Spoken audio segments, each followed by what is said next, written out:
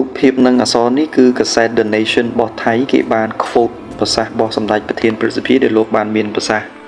កាលពីព្រឹកមិញនៅថ្ងៃទី27ខែមិថុនាឆ្នាំ2025ពីខេត្តព្រះវិហារមក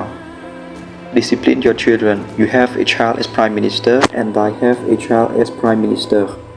But don't mistake me for someone you can cross. I owe Thailand nothing. Hun Sen, President of the Senate of Cambodia, June 26, 2025. លោកគ្រូបានស្ដាប់តាំងពីម៉ោង 8 កន្លះរហូតដល់ម៉ោង 11:30 នាទីជាភាសាខ្មែរមានន័យថាសម្ដេចលោកចង់ណែនាំទៅឧត្តមថាស៊ីនដើម្បីឲ្យពាក្យខ្មែរយើងថាព្រានបដៅអប់រំបាទកូនរបស់ខ្លួនគឺសម្ដៅទៅលើលោកជំទាវនាយករដ្ឋមន្ត្រីរបស់ប្រទេសថៃបច្ចុប្បន្នភេទថងឋានឈីនវ៉ាត់ដែលលោកជំទាវបានប្រើប្រាស់ភាសាមិនមានសីលធម៌ចំពោះថ្នាក់ដឹកនាំពីររូបជាថ្នាក់ដឹកនាំជាន់ខ្ពស់របស់កម្ពុជាទៅទៀតថាមិនមានវិជ្ជាជីវៈក្នុងការធ្វើនយោបាយ unprofessional ពាក្យជាភាសាអង់គ្លេសសម្ដៅមកសម្ដេចប្រធានព្រឹទ្ធសភាមួយហើយនិងសម្ដេចមហាបវរបាទអញ្ចឹងលោកមិនសប្បាយចិត្តជាមួយនឹងសម្ដីហ្នឹងហើយនេះខាងកាសែត The Nation ថៃគេបាន quote ប្រសាសន៍របស់សម្ដេចយកទៅសរសេរវិញណា Discipline your children. You have a child as prime minister and I have a child as prime minister. But don't mistake me for someone you can cross. I owe Thailand nothing. មានន័យថាសម្ដេចអត់មានជាអីប្រទេសថៃទេហើយថ្ងៃហ្នឹងដដែលម៉ោង 4 ថ្ងៃទី27ខែមិថុនា2025នេះនាយករដ្ឋមន្ត្រីថៃបានតាក់ទងជាមួយនឹងលោកប្រធានាធិបតីអេម៉ានូអែលម៉ាខុងបានទៅប្រាំងតាមទូរស័ព្ទនិយាយរឿងឲ្យយើងអត់ដឹងទេណាឥឡូវនេះកាសែត The Nation ថៃគេបានទៅសេថា Thai Prime Minister seeks Macron talks amid Hun Sen's Thaksin plot threat មានន័យថានាយករដ្ឋមន្ត្រីថៃហ្នឹងកំពុងតែស្វែងរកលោកប្រធានាធិបតី Macron ដើម្បីសន្ទនាគ្នាពាក់ព័ន្ធជាមួយនឹងការគេចោទថាការគម្រាមកំហែងរបស់សម្ដេចនៅក្នុងការលើកយកអាចកំបាំងយកមកបកស្រាយប៉ុន្តែខ្លឹមសារល្បិចទៀតយ៉ាងម៉េចយើងអត់ដឹងទេចាំមើលកាសែត The Nation គេចោទយ៉ាងម៉េចទៀតយើងតាមដានបន្តទៀតនេះលោកគ្រូតាបាទឯកឧត្តមហ៊ីសូភាដែលនៅសាលាបឹងតបែកជាទូទៅគ្រប់គ្នាតែងតែប្រសិទ្ធនាមជូនលោកគ្រូថាជាលោកគ្រូតាហើយលោកគ្រូក៏ជាកូនសិស្សរបស់លោកគ្រូតាដូចគ្នាដែរលោកគ្រូតាទទួលបានការជ្រើសតាំងជាប្រធានក្រុមប្រឹក្សាធម្មនុញ្ញចាប់ពីឆ្នាំ2000សម្រាប់រយៈពេល3ឆ្នាំពីឆ្នាំ2025ដល់ឆ្នាំ2028បាទលោកគ្រូតាជាសាស្ត្រាចារ្យដែលឆ្នើមមួយរូបបើសិនណាជាលោកបង្រៀនមុខវិជ្ជាព្រហ្មទណ្ឌនិងទិដ្ឋិព្រហ្មទណ្ឌវិញកូនសិស្សយល់ដោយងាយស្រួលតែម្ដងតាមសិល្បៈនៃការផ្ទេរចំណេះដឹងរបស់លោកគ្រូតានេះគឺជាសេចក្តីថ្លែងការណ៍របស់គណៈកម្មាធិការសិទ្ធិមនុស្សកម្ពុជាលោកគ្រូសូមសរសើរសេចក្តីថ្លែងការណ៍នេះខ្លីប៉ុន្តែខ្លឹមហើយមានសំអាងរឹងមាំនៅត្រង់កន្លែងណានៅត្រង់សេចក្តីថ្លែងការណ៍នេះមានno legal reference មានន័យថាបទបញ្ញត្តិផ្នែកច្បាប់ដែលងាយសម្រាប់គ្រប់ភាគីទាំងអស់យកទៅផ្ទៀងផ្ទាត់ខ្លួនឯងថាតើខ្លួនឯងពិតជាបានខុសឬក៏ breach បំពានឬក៏ violate ចំពោះលិខិតទប់ទល់អន្តរជាតិនឹងមែនដែរឬទេដល់គ្នាពិនិត្យមើលឃើញទេនេះពាក់ព័ន្ធទៅនឹងការបិទព្រំដែនជាលក្ខណៈឯកតោភាគីរបស់ប្រទេសថៃតើវាបានបំពានទៅលើឬក៏វាមានផលប៉ះពាល់ទៅលើសិទ្ធិសេរីភាពជាមូលដ្ឋាននិងសិទ្ធិមនុស្សអ្វីខ្លះអញ្ចឹង Cambodian Human Rights Committee គេបានដាក់មក1 2 3 4 5 6ទេប៉ុន្តែសំខាន់តែគេមានយកមាត្រាទៀតដែរខុសអីមាត្រាប្រមាណនៃអីខុសអីមាត្រាប្រមាណនៃអីចំណុចនេះហើយដែលគូសិស្សទាំងអស់គ្នាត្រូវយកចិត្តទុកដាក់ហើយការបំពាននេះនៅក្នុងគោលការណ៍ច្បាប់អន្តរជាតិមួយគេប្រើពាក្យគោលការណ៍ Pakta Sun Siakwanda Pakta Sun Siakwanda មានន័យថាគណៈរដ្ឋមួយបានផ្ដល់សច្ចាប័នឬក៏បានអនុម័តឬក៏យល់ព្រមคล้ายទៅជាភាគីនៃកិច្ចព្រមព្រៀងអន្តរជាតិណាមួយហើយខ្លួនត្រូវមានសុឆន្ទៈនៅក្នុងការគោរពបើពុំដូច្នោះទេគេឈ្មោះរបស់ប្រទេសខ្លួនគឺថៃ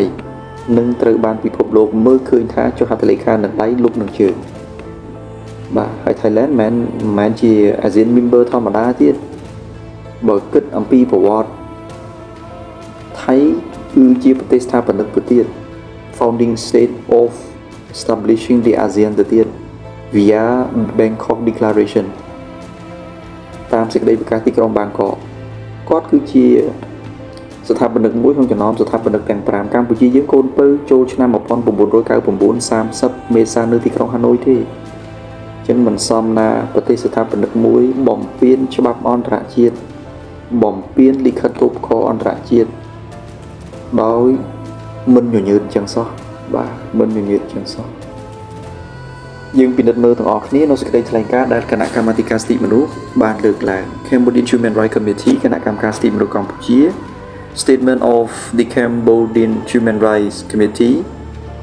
សេចក្តីថ្លែងការណ៍នៃគណៈកម្មាធិការសិទ្ធិមនុស្សកម្ពុជា The unilateral clauses or border constitute serious human rights violations ការបិទព្រំដែនជាលក្ខណៈឯកតាភាគី of Thailand បង្កើតឲ្យមានការបំពានយ៉ាងធ្ងន់ធ្ងរចំពោះសិទ្ធិមនុស្សលោកគ្រូសូមអានឲ្យលឿនតិចណាដោយសារម៉ោង10កន្លះហើយ According to various news sources residents living along Cambodia-Thai border as well as travelers crossing between the two countries the Cambodian Human Rights Committee deeply expressed concern over the recent unilateral border closures by Thailand. These sudden and uncoordinated closures have severely impacted human rights and fundamental freedoms including សូមមិនបកប្រែ word by word ទេណាព្រោះខាត់ពេលវេលាយូរចាំពេលណាលោកគ្រូលើកយកអត្ថបទហ្នឹងហើយបង្រៀន word by word phrase by phrase grammar នឹងចាំរៀងបកចោះអញ្ចឹងនៅផ្នែកខាងដើមយើងអាចនិយាយថានៅក្នុង introductory part ហ្នឹងមានន័យថាម៉េចមានន័យថាគណៈកម្មាធិការសិទ្ធិមនុស្សកម្ពុជាសម្ដែងនៅការព្រួយបារម្ភចំពោះការបិទព្រំដែនជាលក្ខណៈឯកតោភាគីនាពេលថ្មីៗហ្នឹងដោយប្រទេសថៃពួកយើងបានដឹងទាំងអស់គ្នាថ្ងៃទី25និង26ខែមិថុនាឆ្នាំ2025នេះពលករកម្ពុជាមិនអាចចេញពីប្រទេសថៃបានទេដោយរូបភាពដែលយើងបានឃើញអញ្ចឹងគឺខាងយោធាថៃបានបិទគប់ដូចជាទៅយប់ហ្នឹងម៉ោង7យប់ហ្នឹងទេទៅឃើញបងស្រី2នាក់ត្រូវបាន release ឲ្យចាក់ចេញមកវិញហើយពេលចេញមកហ្នឹងមានយំផងមានអីផងអញ្ចឹងនេះគឺជាការរំលោភធ្ងន់ធ្ងរទៅលើសិទ្ធិមួយចំនួនមិនមែនត្រឹមតែសេរីភាពនៃការណែធ្វើដំណើរទេនៅមានការបំពានផ្សេងមួយចំនួនទៀតដូចមានបញ្ជាក់នៅក្នុង statement នេះចឹងទី1តើវាបំពានអីខ្លះអ្នកនរគ្នាពិនិត្យមើល number 1 ណា right to freedom of movement សូមលើកអំពីចំណុចគោលបន្តិចសិន right to freedom movement មានន័យថាសេរីភាពនៃការមានន័យថាសិទ្ធិឬក៏សេរីភាពនៃការធ្វើដំណើរបាទសូម្បីតែជនបរទេសមួយកាន់ medical certificate depart from Cambodia for Thailand ហ្នឹងក៏អត់ឲ្យចូលដែរក្នុងខណៈដែលខ្លួនបានទៅសេថាមានតែ2លក្ខខណ្ឌទេដែលអាចចូលបានបិទទាំងស្រុងលើកលែងមានអាជ្ញាត្រកម្ម2ទី1គឺសិស្សនិស្សិតទៅរៀននិងទី2គឺពាក់ព័ន្ធទៅនឹង those who wish to seek medical treatment in Thailand ដល់ទៅពេលជនបរទេសម្នាក់ហ្នឹងគាត់មាន medical certificate ហើយអត់ឲ្យចូលអ្នកសារព័ត៌មានខ្មែរយើងបានសួរថាហេតុអីគាត់បានឆ្លើយតបមកវិញថា they change their mind មានន័យថាខាងយោធាហ្នឹងផ្លាស់ប្ដូរចិត្ត before they say those who wish to enter into Thailand for tourism will be allowed for medical reason and students ដល់ពេលគាត់បង្ហាញគាត់ show medical certificate ហើយបែរជា deny to enter ទៅវិញឃើញទេនេះគឺជាស្ថានភាពមួយដែលយើងពិបាកជឿនៅក្នុងស្ថានភាពនេះបាទសម្ដេចប្រធានប្រសិទ្ធភាពពុកមិញលោកបានមានប្រសាសន៍ថាពិបាកធ្វើការជាមួយរងចាំធ្វើការជាមួយនឹង new government establish តាមការទូទាយរបស់លោក in the next 3 months Thailand will have new prime minister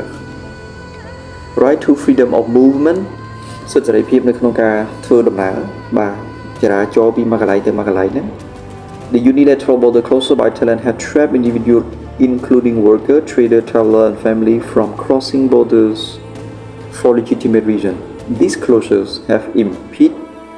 the freedom of movement, which is the fundamental freedom enshrined in the international human rights instruments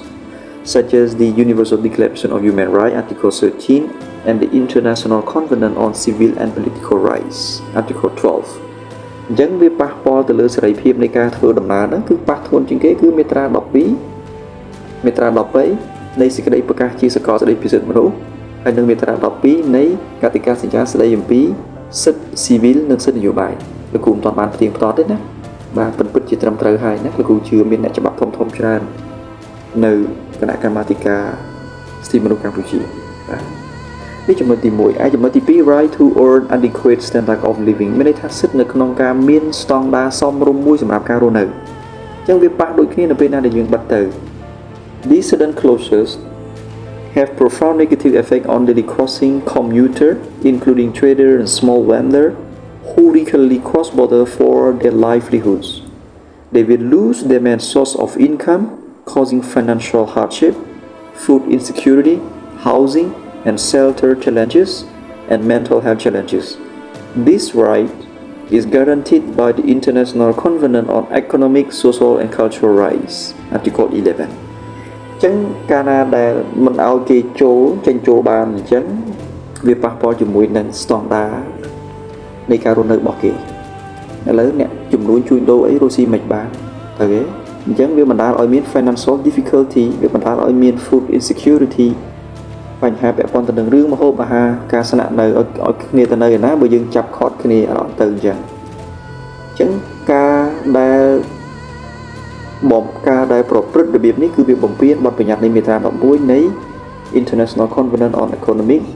កតិកាអន្តរជាតិស្តីអំពីសិទ្ធិសេដ្ឋកិច្ចសង្គមគិច្ចនិងវប្បធម៌មាត្រា11ណាចំណុចទី3 right to work សិទ្ធិនៅក្នុងការ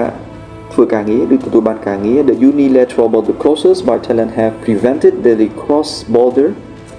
worker from reaching their workplace. These actions has infringed the right to work stipulated in the Universal Declaration of Human Rights Article 23 and the International Covenant on Economic, Social and Cultural Rights Article 6 ប៉ះទាំងរឿងការងារទៀតសិទ្ធិនៅក្នុងការទទួលបានការងារធ្វើដល់ពេលបិទគេមិនឲ្យឆ្លងកាត់អញ្ចឹងគេមិនអាចទៅដល់កន្លែងធ្វើការរបស់គេបានទេអញ្ចឹងវាបំពាននៅក្នុងមាត្រា23គឺបំពានសេចក្តីប្រកាសជាសកលស្តីពីសិទ្ធិមនុស្សទី1 Déclaration Universelle des Droits de l'Homme ហើយកម្ពុជាក៏ជារដ្ឋភាគីដែរហើយនឹងកតិកាសញ្ញាអន្តរជាតិស្តីអំពីសិទ្ធិសេដ្ឋកិច្ចសង្គមនិងវប្បធម៌មាត្រា6ក្រុមសិស្សទាំងឡាយណារៀនច្បាប់អន្តរជាតិត្រូវបាទ Number 4 ជាការបំពានដូចគ្នា related to the unilateral border closures by Thailand it infringe right to information សិទ្ធិនៅក្នុងការទទួលបានព័ត៌មាន thousands of workers, traders and travelers with legitimate reason have been strained and were confused due to unilateral border closures by Thailand without advance notice or announcement អត់បាន provide advance notification or announcement ធ្វើឲ្យគេអត់ទទួលបានព័ត៌មានបាទអញ្ចឹងអ្នកធ្វើការក្តីអ្នកជួញដូរអ្នកធ្វើដំណើរក្តីគឺមានការលំបាក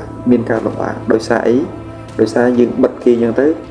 អ្នកដែលត្រូវបានបិទហ្នឹងមិនទទួលបានព័ត៌មានអ្វីទាំងអស់អញ្ចឹងវាបំពានដូចគ្នាដែរគឺមាត្រា19កតិកាសញ្ញាអន្តរជាតិស្តីអំពីសិទ្ធិស៊ីវិលនិងសិទ្ធិនយោបាយទី5ក៏ជាការបំពានដូចគ្នាដែរ right to health and education សិទ្ធិនៅក្នុងការទទួលបានការថែទាំសុខភាពនិងការអប់រំ even if students patients are still allowed to cross border there are challenges and difficulty accessing these services especially for those without documentation issues these rights are protected by the International Covenant on Economic, Social, Cultural Rights Article 12, 13 and 14 ចឹងទោះបីថាឥឡូវហ្នឹងកូនសិស្សឬក៏អ្នកជំងឺត្រូវបានអនុញ្ញាតឲ្យចូលទៅមែនប៉ុន្តែមានការលំបាកច្រើននិងបញ្ហាប្រឈមតំបន់តែទទួលបានសេវាទាំងអស់ហ្នឹងបាទជាពិសេសពាក់ព័ន្ធទៅនឹងបញ្ហាឯកសារហ្នឹងតែម្ដងហើយករណីនេះគឺវាបំពានបទបញ្ញត្តិនៃមាត្រា12 13 14នៃ International Covenant on Economic, Social and Cultural Rights ទី6 Trafficking in person អាចណានាំឲ្យមានបញ្ហាពាក់ព័ន្ធជាមួយនឹងការជួញដូរមនុស្ស when legal and safe migration border are closed នៅពេលដែលព្រំដែន legal and safe migrations border are closed នៅពេលដែលព្រំដែន ខាងតបវេត្រូវបានបិទ people especially desperate workers are forced to use irregular migration routes នៅពេលដែលវាបិទច្រកមួយច្រក migration ច្រកអន្តរប្រវេសន៍មួយដែលមានសុវត្ថិភាពនិងដែលត្រឹមត្រូវតាមច្បាប់យើងបានបិទហើយអញ្ចឹងប្រជាជនជាពិសេសអ្នកដែលធ្វើការដែលគាត់មានការលំបាកកម្មពលករដែលមានការលំបាកហ្នឹងជួនកាលគាត់អាចងាកទៅរកវិធីមួយទៀតគឺតាមមធ្យោបាយ illegal migration route មានន័យថាតាមផ្លូវមួយគឺផ្លូវដែលងាយនៅក្នុងការត្រូវបានគេកេងប្រវ័ញ្ចអាចចាញ់បោកមីខ្យល់មីអីចឹងទៅដោយមូលហេតុនៃការបិទរបស់យើងណានៅទីនេះគេសេថាតthe limit abilities of official to screen increases high risk of trafficking in person and labor exploitation especially among vulnerable groups such as women, children and elderly and persons with disabilities ជាករណីនេះហើយវាអាចនាំឲ្យមានបញ្ហាប្រឈមយ៉ាងណាស់ជាពិសេសគឺ vulnerable groups ក្រុមមនុស្សដែលងាយនឹងរងគ្រោះដូចជាស្ត្រីដូចជាកុមារនិងមនុស្សចាស់ឬក៏មនុស្សពិការជាដើមហើយយើងឃើញមានកូនក្មេងទៀតដែលត្រូវបានបិទគប់មិនឲ្យចេញឃើញទេ For more information please contact CHRC spokesperson His Excellency Papun Narada at the 012 68 67 98 His Excellency Sri Chanda at his phone number in the screen អូខេនេះពាក់ព័ន្ធថាអ្នកនេះមានការអីចង់តាក់ទងទេណាជាងយើងសរុបមកវិញពាក់ព័ន្ធទៅនឹង consequences of unilateral cross border by Thailand cause according to this statement six consequences. Number one, it impact right to freedom of movement. Second, it also impact right to an adequate standard of living. And third, it impacts right to work. Number four, right to information. Right to health and education. Number five, and the last consequences of closing unilateral border by Thailand. It impact also trafficking in it cause trafficking in person or traffic in human being situation. Okay នេះគឺជាអាចថាជាមេរៀនផងអាចថាជាការបង្ហាញនៅការបំពេញរបស់យោធាថៃពាក់ព័ន្ធជាមួយនឹងការបិទព្រំដែនជាលក្ខណៈឯកតោភាគីដែលបណ្ដាលឲ្យមានបញ្ហាដោយដែលបានបកស្រាយខាងដើមជាសារលិខិតនេះគឺជាបរិយាសាររបស់ព្រះករុណាព្រះបាទសម្ដេចព្រះបរមនាថឧត្តមសង្ហមុនីព្រះមហាក្សត្រនៃប្រជាជាតិកម្ពុជាផ្ញើជូនសម្ដេចអគ្គមហាសេនាបតីតេជោហ៊ុនសែនប្រធានប្រសិទ្ធភាពនៃប្រជាជាតិកម្ពុជានិងជាប្រធានក្រុមឧត្តមប្រឹក្សាផ្ទាល់ព្រះមហាក្សត្រសំប្រិយហន្ទីនៅក្នុងការថ្លែងអំណរគុណចំពោះសម្ដេចប្រធានប្រសិទ្ធភាពដែលលោកបានជួយទៅចុះសួរសាកសួរសុខទុក្ខនិងផ្ដល់ការគាំទ្រដល់វរៈកងទ័ពដូចជាមិនមានអីទេអ្នកគ្នាមើលខ្លួនឯងណាបាទធ្វើនៅថ្ងៃ27ដូចគ្នាតែម្ដងបាទតាមទំព័រទេសម្ដេចអគ្គមហាសេនាបតីតេជោហ៊ុនសម្ដេចអគ្គមហាសេនាបតីតេជោជាទីគោរពរបស់រដ្ឋពលនិងជាទីស្រឡាញ់ជាទីបំផុតខ្ញុំមានហឫទ័យសូមអររីករាយយ៉ាងក្រៃលែងនិងសូមថ្លែងអំណរគុណដល់គូគូជូនសម្ដេចអគ្គមហាសេនាបតីតេជោដែលបានអញ្ជើញបំពេញបេសកកម្មដ៏ឧត្តមឧត្តមនៅក្នុងខេត្តឧត្តរមានជ័យនិងខេត្តព្រះវិហារចុះសួរសុខទុក្ខនិងនាំយកអំណោយជូនដល់វរៈកងទ័ពនិងប្រជារាស្ត្រដែលបានជម្លៀសចេញពីតំបន់ប្រឈមតាមព្រំដែនកម្ពុជាថៃនៅថ្ងៃទី26-27 ខែមិថុនាឆ្នាំ2025ជាពិសេសសម្ដេចអគ្គមហាសេនាបតីតេជោបាននាំមកបរិយាបណ្ដាំសួរសុខទុក្ខនិងសេចក្តីនឹករលឹកដ៏ជ្រាលជ្រៅអំពីសម្ដេចព្រះមហាក្សត្រីព្រះវររាជមាតាជាតិខ្មែរជាទីគោរពសក្ការៈដ៏ខ្ពង់ខ្ពស់បំផុតនិងខ្ញុំជូនដល់វរៈកងទ័ពដែលកំពុងបំពេញបេសកកម្មប្រចាំការនៅសមរភូមិជួរមុខដើម្បីការពារបូរណភាពទឹកដីនិងអធិបតេយ្យជាតិកម្ពុជានិងប្រជារាស្ត្រដែលបានជម្លៀសមកស្នាក់នៅទីសុវត្ថិភាពខ្ញុំបានតាមដានជាប្រចាំនៅបេសកកម្មដ៏ឧត្តមរបស់សម្ដេចអគ្គមហាសេនាបតីតេជោខាងលើនេះខ្ញុំសូមកោតសរសើរដ៏ខ្ពង់ខ្ពស់ចំពោះសម្ដេចអគ្គមហាសេនាបតីតេជោដែលមានវីរភាពដ៏ឧត្តមឧត្តមមានគុណបំណាច់ដ៏ថ្លៃថ្លានៅក្នុងភារកិច្ចជាអគ្គមគ្គុទ្ទេសក៍ដឹកនាំប្រទេសប្រកបដោយគតិបណ្ឌិតដ៏ឆ្នើម ឆ្លៀសវៃនិងប៉ិនប្រសពក្នុងការការពារបូរណភាពទឹកដីនិងអធិបតេយ្យជាតិដ៏ឧត្តុង្គឧត្តមតាំងពីដើមរហូតដល់បច្ចុប្បន្នខ្ញុំសូមសម្ដែងនៅហឫទ័យគាំទ្រទាំងស្រុងនិងមានជំនឿជឿជាក់យ៉ាងមុតមមក្រោមការដឹកនាំប្រកបដោយគតិបណ្ឌិតដ៏ឆ្នើមឆ្លៀសវៃនិងប៉ិនប្រសពរបស់សម្ដេចអគ្គមហាសេនាបតីតេជោព្រះមហាក្សត្ររបស់សម្ដេចតេជោព្រះរាជាណាចក្រកម្ពុជាមានឯកភាពជាតិព្រមទាំងរក្សាបាននូវឯករាជ្យជាតិសុខសន្តិភាពស្ថិរភាពសង្គមនិងការអភិវឌ្ឍជាតិយ៉ាងច្បាស់លាស់និងរីកចម្រើនយ៉ាងឆាប់រហ័សលើគ្រប់វិស័យទទួលបាននូវភាពល្បីរន្ទឺនៅលើឆាកជាតិនិងអន្តរជាតិខ្ញុំសូមប្រសិទ្ធពរជូនសម្ដេចអគ្គមហាសេនាបតីតេជោនិងសម្ដេចគតិប្រិទ្ធបណ្ឌិតព្រមទាំងក្រុមគ្រួសារសូមទទួលបាននូវមោហាជោគជ័យថ្មីៗថែមទៀតដើម្បីជាឧត្តមប្រយោជន៍ជូនជាតិនិងប្រជារាស្ត្រកម្ពុជានិងសូមបានប្រកបតែនឹងព្រះពុទ្ធពរគឺអាយុវណ្ណៈសុខៈពលៈកុំបីឃ្លៀងឃ្លាតឡើយសូមសម្ដេចអគ្គមហាសេនាបតីតេជោទទួលនូវសេចក្តីរាប់អានដ៏ខ្ពង់ខ្ពស់និងស្រឡាញ់ដ៏ជ្រាលជ្រៅបំផុតអំពីខ្ញុំបាទព្រះហស្ថលេខារបស់ព្រះមហាក្សត្រនរោត្តមសីហមុនីធ្វើនៅព្រះបរមរាជវាំងថ្ងៃទី27ខែមិថុនាឆ្នាំ2025បាទខ្ញុំសូមចឹងដូចជាមិនមានអីទៀតទេបាទសូមជាថ្មីម្ដងទៀតសូមចូលរួមតាមដានឲ្យបានច្បាស់លាស់ណាចំពោះព្រឹត្តិការណ៍ដែលបានកើតឡើងនៅគ្រប់ដែនហើយទៅដល់ការលើកទឹកចិត្តចំពោះបងដូចជាវរៈកងទ័ពគ្រប់ការណែនាំរបស់ថ្នាក់ដឹកនាំរបស់យើងឆ្លើយតបជាមួយនឹងសត្រូវដែលមានបំណងចង់ឈ្លានពានទឹកដីរបស់យើងតាំងពីអតីតកាលរហូតមកដល់ពេលបច្ចុប្បន្នបាទនិយាយត្រីសួស្ដីប៉ុណ្ណឹងចុះកន្លះម៉ោងហើយ